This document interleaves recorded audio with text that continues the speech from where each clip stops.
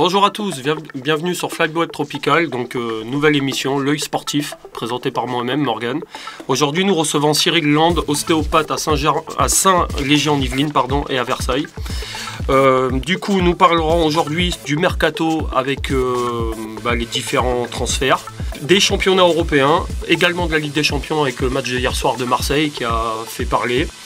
On fera un pronostic ce soir avec les matchs de ce soir, avec la Ligue des Champions, et on finira par un multisport. Voilà, à tout de suite. Donc nous allons commencer cette émission par le mercato. Donc aujourd'hui je reçois Cyril Land, ostéopathe à Versailles et à Saint-Léger-en-Yvelines. Bonjour Cyril, comment vas-tu ? Ça va, merci. Merci d'être invité. Voilà, je te remercie d'être présent avec nous. Donc aujourd'hui, on va faire un petit point sur le mercato. Que penses-tu du mercato ? Est-ce que tu penses qu'il y a des clubs en France ou en Europe qui ont fait des bonnes affaires ? Ou penses-tu qu'il y a des clubs qui ont été un peu... qui ont perdu des joueurs cadres et qui n'arrivent pas forcément à les remplacer au cours de cette saison ? Déjà en France, le mercato de Marseille, c'est assez impressionnant parce qu'ils ont encore refait une équipe complète. Je sais pas ce que tu en penses, toi à propos de ça? Oui, à titre personnel, je pense que Marseille cette année est une équipe compétitive sur tous les plans. Maintenant, moi je voulais avoir aussi ton avis un peu sur le mercato du PSG parce que je sais que tu es un grand adepte du PSG, donc qu'est-ce que tu en penses? Je pense que le recrutement de Chevalier, c'était une bonne opportunité de ramener un bon goal et un Français en plus. Après, ils auraient peut-être pu recruter un milieu en plus et peut-être un attaquant. Il y a l'Ukrainien, j'ai plus son nom en tête là. Bernardi, ouais, qui est arrivé, donc c'est une bonne recrue pour le futur parce que Marquinhos il sera plutôt en fin de carrière maintenant. Et donc voilà quoi. D'accord, et je suis assez d'accord avec toi. Et concernant le recrutement de Lyon, donc on connaît les polémiques avec Textor, Kang qui reprend. Finalement, tout le monde voyait Lyon en Ligue 2 cette année. Ils sont aujourd'hui dans les 4 premiers. Ils ont perdu quand même des joueurs cadres. Malgré tout, leur recrutement est judicieux et ils font quand même une bonne saison. Ouais, après c'est comme on a vu avec Paris l'année dernière en fait. L'idée c'est de fonctionner en équipe. Donc si on arrive à faire un beau noyau avec des beaux jeunes, etc., ça a démontré sur le terrain. Ok, voilà. Après, sinon, parler aussi un peu du mercato étranger. Est-ce que tu as suivi un peu ça, toi, de loin ou pas? Ouais, j'ai regardé un petit peu de loin. L'Angleterre, c'est encore devenu n'importe quoi au niveau des montants des transferts. Liverpool, c'est encore n'importe quoi sur les transferts qui se sont faits. Mais on verra. Après, c'est un championnat qui est attractif. Manchester, c'est pareil. United, ils ont encore fait beaucoup de recrutements, mais on voit que le début de saison est un peu compliqué. Donc à voir. Tout à fait. Manchester United avec Amorim qui apporte rien du tout au club depuis ce début depuis qu'il est arrivé, très clairement. Je te suis pour Liverpool avec des transferts astronomiques, pardon.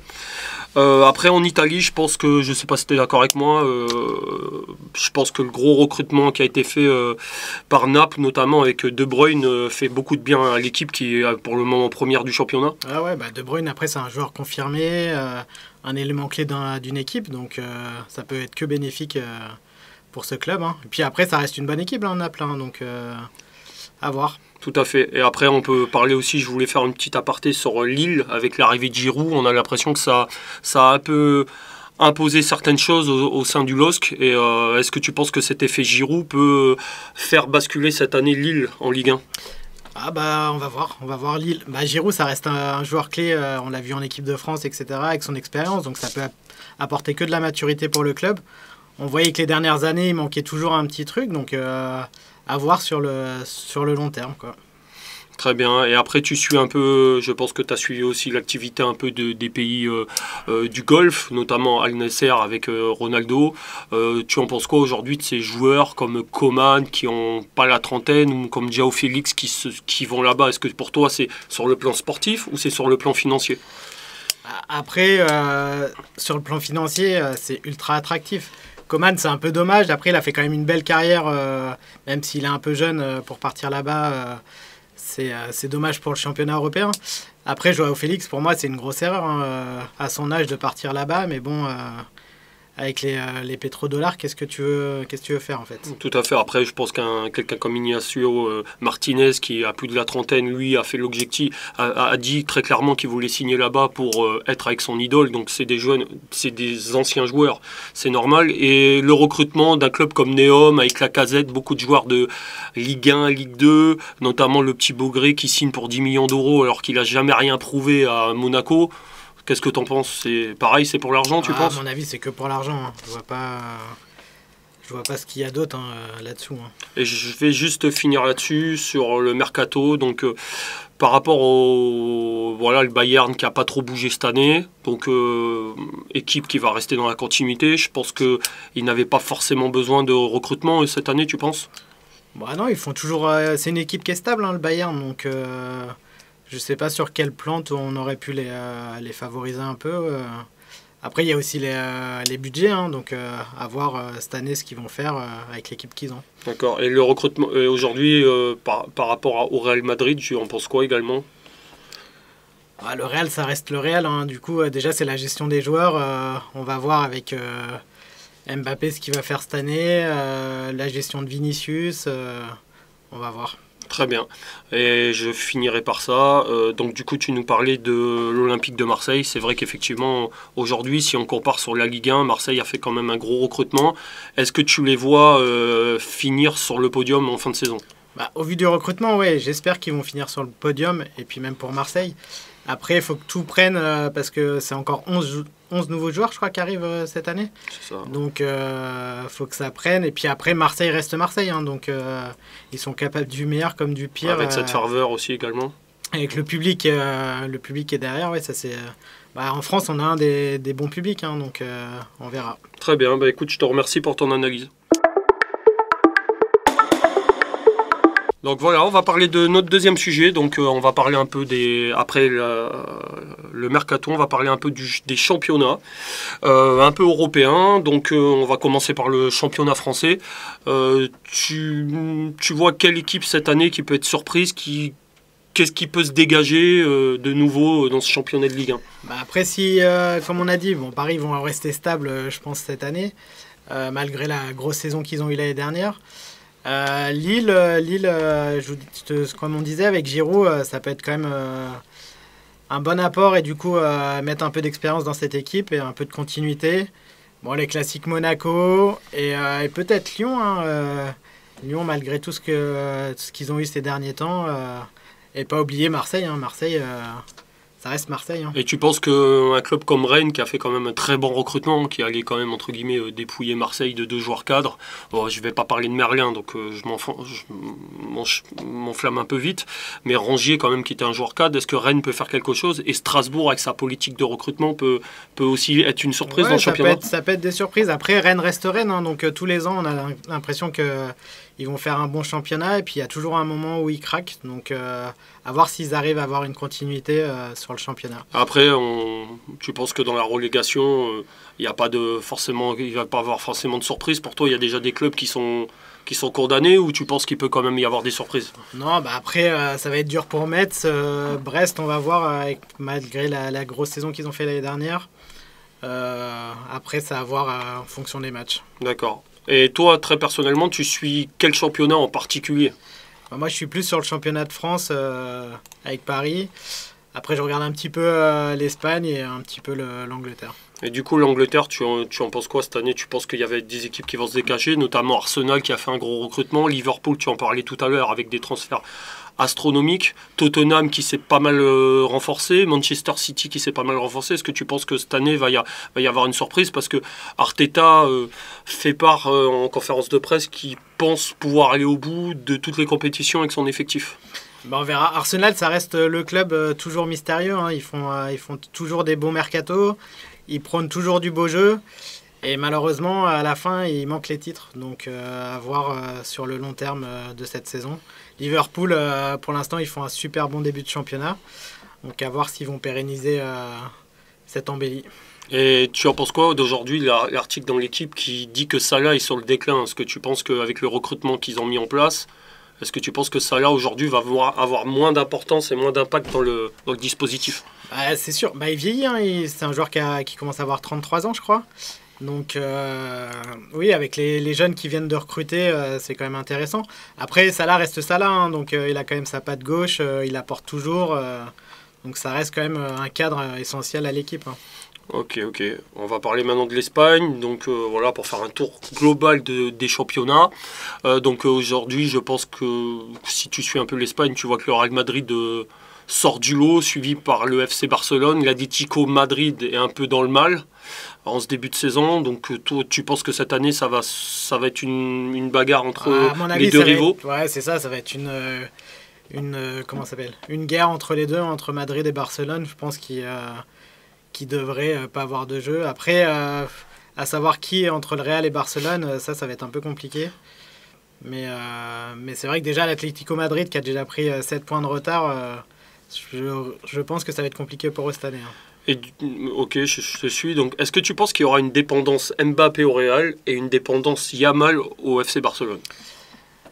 Mbappé, oui, de toute façon, dès qu'Mbappé joue dans un club, il crée une dépendance. Donc là, on l'a bien vu. Hein, il commence à gérer un peu beaucoup de choses au Real. L'année dernière, il a eu sa saison qui a été compliquée, mais il a quand même eu des bonnes statistiques pour lui.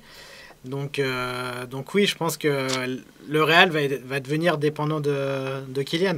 Après, Yamal, ils le sont déjà un peu, en fait. Quand on voit l'importance qu'il a dans le jeu, le nombre de buts et le nombre de passes qu'il fait dans son équipe, il y a une dépendance Yamal. Hein. D'accord. Concernant le championnat allemand, je pense qu'il n'y aura pas de débat pour toi. Je pense que le Bayern va encore survoler cette année. Je pense pas que le Borussia Dortmund pourra peut-être faire la surprise. Non, le Bayern, en plus, ils ont pas recruté. Ils sont restés sur une équipe qui est stable. Je vois pas, à part quelques matchs où ils peuvent passer à travers, mais globalement, ils vont survoler le championnat. Hein, ouais, avec un gros au lycée, un bon Kane. Ça va être très fort cette année.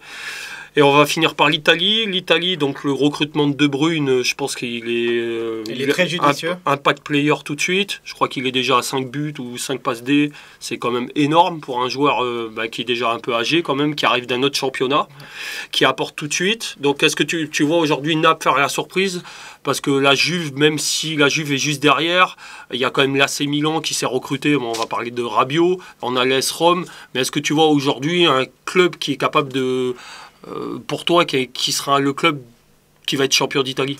Moi, je vois Naples. Je vois Naples. Hein. De toute façon, c'est un jeu efficace, etc. Après, la Juve peut faire la surprise, mais la Juve reste un peu la Juve aussi. Hein. Donc, ils vont réussir à passer à travers quelques matchs. Donc, à voir avec le championnat. Milan reste Milan. Ils ont une très belle équipe, mais ils ont déjà 3 points de retard sur les premiers, donc à voir. Et beaucoup de pépins, notamment Maignan qui s'est encore blessé au dernier match au mollet. Donc affaire à suivre pour les championnats. Alors on va parler de la Ligue des Champions avec notamment le match Real Madrid-Marseille hier soir. Match avec un résultat qui se termine en faveur du Real Madrid 2-1 avec 2 pénaltys de Kylian Mbappé et une performance XXL de Rulli avec 10 arrêts. À titre personnel, comment tu as vécu ce match? C'est vraiment dommage pour Marseille. Hein. Moi qui suis supporter de Paris, c'est quand même bien dommage pour Marseille. Et ils ne méritent pas de perdre en fait, parce que je ne sais pas si tu avais abordé le penalty, là, le deuxième penalty avec la main. Je trouve que c'était encore un problème d'arbitrage. Le Real est quand même souvent favorisé. Je crois que c'est le club qui obtient le plus de pénaltys en Ligue des Champions. Donc va vraiment falloir faire quelque chose avec ce club parce que c'est quand même dommage. Hein. Effectivement, donc sur les 20 premières minutes, Marseille a été très très dominé. Un gros relis. Après, Marseille a réussi à rivaliser, je pense, dans le jeu, c'est mon avis. Maintenant, derrière, ce pénalty pour moi n'est pas du tout forcément justifié. Après, c'est dommage, mais si Marseille continue avec ce niveau de jeu, tu penses qu'ils peuvent se qualifier Ah oui, il n'y a pas de sujet. S'ils continuent à jouer comme ça et réussir à marquer surtout, ils devraient réussir à se qualifier. Hein. On verra les prochains matchs. Hein. Très bien. Je te remercie pour ton analyse. Du coup, on va parler du match Atlético-Arsenal, donc victoire 2-0 d'Arsenal. Pour toi, ça te semble logique? Ouais, voilà, il n'y avait pas de sujet. Hein. Arsenal, ce qu'on disait tout à l'heure, hein, c'est une continuité, c'est une belle équipe. Donc 2-0, c'est le score normal. Le match suivant, c'était PSV Union Saint-Gilloise, donc 3-1 en faveur de l'Union Saint-Gilloise, donc à l'extérieur au PSV. Est-ce que pour toi c'est une surprise? Moi, ça reste une surprise, hein. Le PSV reste quand même une bonne équipe. Je ne les voyais pas perdre 3-1 chez eux, mais à voir avec le reste de la compétition. Un match prolifique en but entre la Juve et le Borussia Dortmund, donc voilà un très beau match avec beaucoup de buts. Un Vlahovic qui sort du banc et qui renverse la rencontre. Aujourd'hui, tu penses qu'il y a un perdant aujourd'hui sur ce match-là? Est-ce que quelqu'un aurait pu... Le Borussia aurait peut-être pu quand même gagner ce match, parce que quand tu gagnes 4-2 à la 90e, c'est un peu dommage. Après, ils ont réussi à arracher le match nul de la Juve, c'est beau, hein. Franchement, félicitations à la Juve, hein. Match de Ligue des Champions, c'est vrai que 4 partout, c'est rare. Benfica contre le Karabakh FC, alors là c'est pour moi la grosse surprise, parce que le Karabakh FC se qualifie pour la Ligue des Champions, c'est une première. Et ils vont battre le Benfica sur leur pelouse, t'en penses quoi donc? Là c'est une grosse erreur du Benfica, quand on mène 2-0 chez nous, à domicile, et finir à 3-2, c'est une faute professionnelle. D'ailleurs l'entraîneur a été limogé ce matin, je crois, donc c'est une honte pour Benfica. Et le dernier match, Tottenham qui gagne 1-0 à Villarreal chez lui, donc pour toi justifié? Un score d'1-0. Sur le papier, Tottenham était supérieur, donc on verra avec la suite du championnat. Donc on va maintenant faire un petit pronostic ce soir, si tu es d'accord avec moi, pour faire on va se lancer un petit défi sur les matchs de ce soir. Donc on finira par le match du PSG si tu veux bien. Donc Olympiakos Papos, donc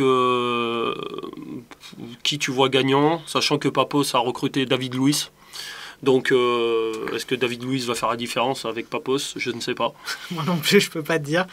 Je vois quand même l'Olympiakos gagner peut-être 2-0. Et toi? Je vois aussi une victoire de l'Olympiakos en bonne et due forme. Moi, chez eux, la ferveur grecque, voilà. Après, ça reste un club chypriote. Donc, du coup, je pense que voilà, il va y avoir de l'ambiance. Ensuite, il y aura le Slavia Prague contre Bodo Glimt. Donc, je ne connais pas franchement le Slavia Prague, je connais plutôt le Bodo Glimt qui est quand même une équipe qui est assez athlétique avec des joueurs qui sont rapides devant. Et je pense que ça peut être la bonne surprise pour moi ce soir. Ah ouais, tu les vois gagner? Je les vois gagner, ouais. Moi j'aurais bien fait un match nul avec un Slavia qui bloque un peu le jeu. Donc à voir. Gros match à suivre, deux gros matchs, là, deux grosses affiches. Le Bayern-Chelsea. Quel est ton pronostic pour ce match-là? J'espère que le Bayern va gagner avec un bel Olysée là. Ça serait bien, ouais, déjà pour l'équipe de France parce qu'il enchaîne des belles performances. Après, voilà, Chelsea, c'est une équipe qui est en train de se reconstruire, pour moi, qui a des bons joueurs à tous les niveaux, mais malheureusement trop de joueurs. Parce que l'équipe est toujours changeante, elle n'est jamais régulière. Comme tu l'as dit, le Bayern c'est régulier, ça joue chez lui. Donc je vois quand même une victoire maîtrisée du Bayern. Ensuite, un très gros match, Liverpool-Atlético. Donc quel est ton pronostic? Là je vois aussi encore Liverpool gagner. Ils font quand même un début de championnat avec que des victoires. L'Atlético qui est un peu en dessous en championnat. Donc, et puis il y a quand même la ferveur de jouer à domicile. Donc je vois Liverpool, peut-être pas avec un gros écart, mais peut-être 2-0. Alors moi je suis très mitigé sur ce match-là, parce que Liverpool c'est costaud, c'est sûr, c'est complet par rapport à l'Atlético, mais l'Atlético c'est également complet. Mais l'Atlético est dans le mal en championnat, et je me demande s'ils vont pas aller faire un hold-up à Old Trafford pour oublier un peu leur Liga compliquée. Donc je vois peut-être une surprise avec la victoire de l'Atlético. Et ensuite, pour finir, avant de parler du PSG, donc l'Ajax Amsterdam, l'Inter de Milan, dernier finaliste, avec une grosse défaite. Donc en tous les cas, je vois l'Inter gagner. Toi, tu vois j'aurais quoi, peut-être joué un petit match nul. Parce que l'Ajax à domicile, ça reste l'Ajax. L'Inter, oui, ils doivent se racheter par rapport à la finale de Ligue des Champions. Mais ouais, je vois peut-être un petit 1 partout. D'accord, ok. Après, c'est vrai que l'Inter, c'est pas forcément beaucoup de recrutement, c'est vieillissant. Donc il faudra voir, ouais, ça va être le meilleur qui va gagner. Donc on va finir par le PSG contre l'Atlanta. C'est un début de Ligue des Champions, pour moi un tirage quand même qui est quand même favorable pour un début, pas par rapport à Marseille qui tombe tout de suite quand même un gros cador. Est-ce que tu penses que Paris ce soir va être sérieux et va montrer du beau jeu en Ligue des Champions? Ils vont montrer du beau jeu. Après, il y a quand même beaucoup de blessés. Donc, on va voir si Ramos va enfin réussir à bien jouer un match entier avec Paris. Je les vois gagner, hein, mais peut-être pas aussi facile que ce qu'on peut prétendre. Aujourd'hui, c'est vrai, on ne parle pas de cette polémique en équipe de France. T'en penses quoi, toi, de la blessure de Dembélé et Doué? Est-ce que c'est la faute du staff de l'équipe de France? C'est la faute du PSG qui aurait peut-être refusé de les laisser partir malgré tout? Tu as un avis en tant qu'ostéopathe, excuse-moi? Ils ont quand même une grosse saison tout en cours, plus la Coupe du Monde des clubs, plus maintenant le championnat qu'a repris. Ils ont à peine 15 jours pour certains de repos. C'est compliqué pour leur organisme. Plus ce qu'il ne faut pas oublier, c'est tous les transferts qu'ils ont à l'étranger, etc. Donc, avec la sélection, tu parles? Avec la sélection, mais déjà la Coupe du Monde des clubs, à partir aux États-Unis, jouer en pleine chaleur, etc. Ça a été quand même prolifique au niveau budget, mais pour les organismes, ça a été quand même compliqué. Ils sont quand même allés jusqu'au bout, même s'ils ont perdu en finale. Après, la sélection qui s'est enchaînée direct. Un Dembélé qui était quand même en fatigue musculaire les derniers temps. C'est une blessure qu'il a quand même assez fréquemment. Donc on va voir.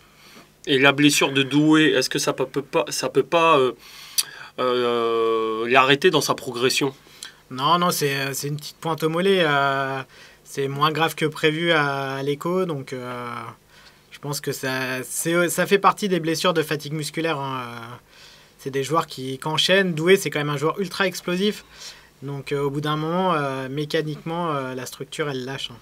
Tout à fait, je suis assez d'accord avec ça. Il faut savoir préserver. Et c'est pour ça que moi, à titre personnel, je ne comprends pas forcément le recrutement du PSG cette année. Je pense qu'ils auraient dû doubler certains postes pour apporter pérenniser la saison dernière. Aujourd'hui, donc tu parlais de Ramos. Ce soir, ça va être un test pour lui. Mais Barcola aussi également, qui va avoir du temps de jeu, qu'il a prouvé sur le dernier match de championnat. Est-ce que tu penses que Barcola, aujourd'hui, ça peut être celui-là qui peut faire basculer la saison du PSG, et notamment dans les moments difficiles du PSG? J'espère qu'il va prendre son rôle au sérieux. Là. C'est vrai qu'il a mis un doublé ce week-end. Et puis qu'il montre un peu une pièce, qui soit une nouvelle pièce maîtresse du PSG. C'est vrai que l'arrivée de Doué l'année dernière lui a fait un peu mal. Mais là, il faut qu'il prenne toute sa chance. Hein. Et du coup, sur le recrutement, donc Chevalier, on est unanime, grosse recrue. Derrière, il y a cette rotation entre le défenseur ukrainien qui vient d'arriver de l'Angleterre et avec Marquinhos. Pacho intouchable. Au milieu de terrain, c'est quand même costaud. Donc pour toi, cette année, tu vois le PSG quand même performer en Ligue des Champions?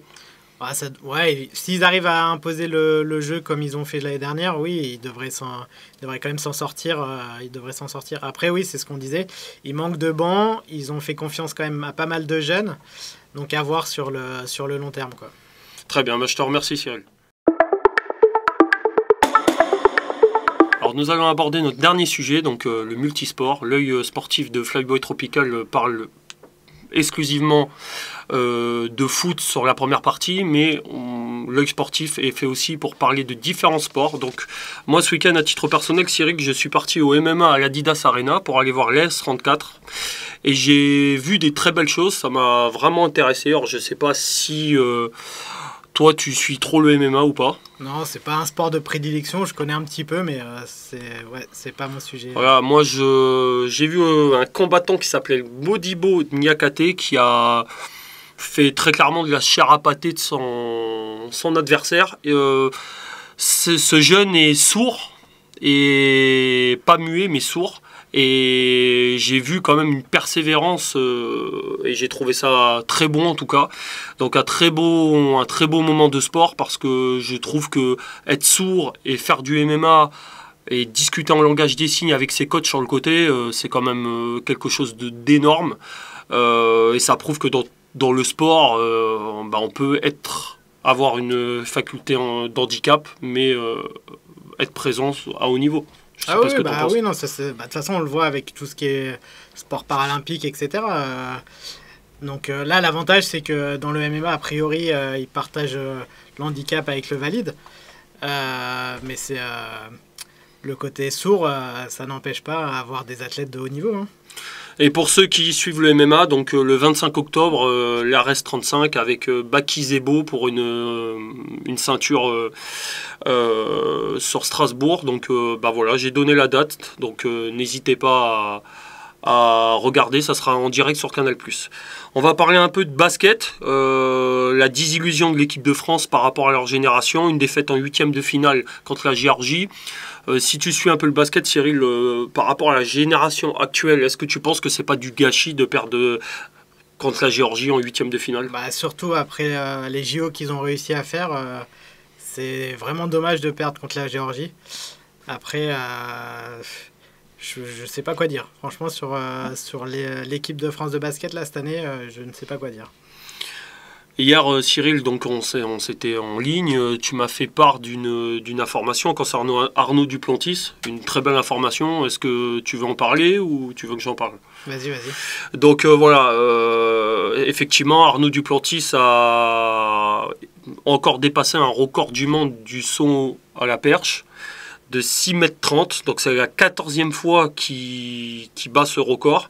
C'est son 3e titre mondial. Donc voilà, je voulais parler aussi de sport qu'on ne met pas assez à l'honneur. Maintenant, je vais parler aussi du rugby féminin, donc la Coupe du Monde féminine. Là, on a une demi-finale contre l'Angleterre qui va se faire, je crois, mardi. Pas ce mardi-là, mais mardi prochain.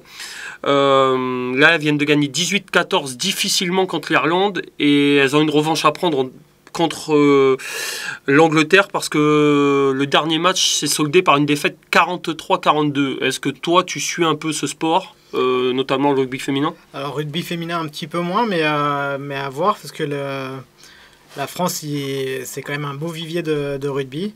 Donc, espérons qu'elle gagne contre les Anglaises. Surtout qu'elles ont une revanche à prendre avec cette défaite 43-42 sur leur dernier match en compétition. Aujourd'hui, on va aussi parler un peu de toi pour finir cette émission. Donc, est-ce que tu peux nous dire, toi, par rapport à ton rôle dans le médical, l'ostéopathie notamment, est-ce que tu as l'occasion de faire des interventions sur des choses sportives, notamment avec des cyclistes, des gens, je sais que tu es avec des pilotes de moto, des pilotes de voiture. Ouais, en fait, l'avantage de l'ostéopathie, c'est qu'on fait un vrai acte de prévention, mais on est aussi là sur tous les terrains sportifs qu'on peut. Moi, je suis assez orienté moto, un peu de la voiture, du foot, et un peu multisport aussi. Là, par exemple, demain, je pars sur le Castellet pour le bol d'or. Il y a 15 jours, j'étais au championnat d'Europe de squash. Donc, l'ostéopathie a une grande importance dans le sport. Ouais. Ok, on te remercie pour tout ça. Si vous voulez avoir donc les coordonnées de Cyril, donc Cyril Land, qui a un cabinet à Versailles et à Saint-Léger-en-Yvelines, donc il vous recevra avec plaisir. Moi, à titre personnel, je consulte chez lui et je peux vous dire que ça se passe très très bien et je vous le recommande. Merci à tous d'avoir suivi l'œil sportif sur Flyboy Tropical. Donc merci à toi Cyril d'être venu aujourd'hui. Merci de m'avoir invité. Merci à tous de nous avoir suivis pour ma première. J'ai essayé de faire de mon mieux. J'espère que ça vous a plu. Et merci à Francis Prozola pour la production. A bientôt dans une prochaine émission. Au revoir.